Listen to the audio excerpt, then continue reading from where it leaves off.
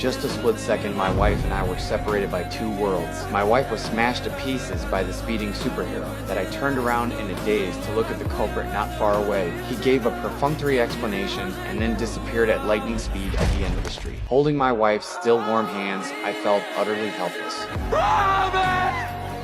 Afterward, not only did the other party refuse to issue a public apology, they even blamed my wife for standing in the middle of the road, delaying their pursuit of the criminal. To avoid damaging the superhero's public image, they sent a lawyer to have me sign a confidentiality agreement. The compensation they offered was a mere $45,000. Does a human life mean so little to them? I flew into a rage and angrily kicked the lawyer out of my house. But in this world where superheroes coexist, as an ordinary person, I was powerless. The only solution I could think of was to numb myself with alcohol.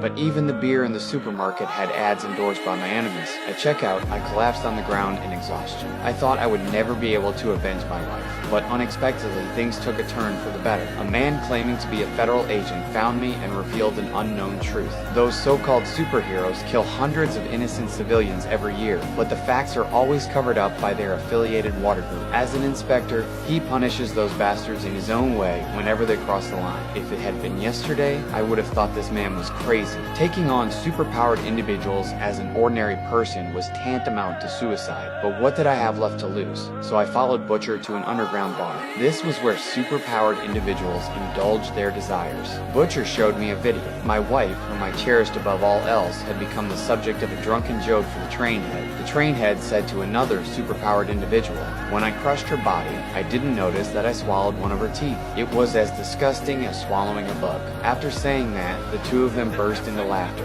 Only then did I realize that human life was nothing but a joke to them. I made up my mind to make those superhumans pay for their crimes with blood. To expose the true nature of these bastards, I would use the pretext of signing a confidentiality agreement to install a listening device at water company. This way, I could monitor their movements. After smoothly passing through security, I finally arrived at the superheroes meeting room. Locomotive and the lawyer also arrived, but in my eyes, Locomotive still looked bloody. However, I had to endure it now, otherwise the plan would fail. After understanding the situation, I immediately calmed down and shook hands with the other party to make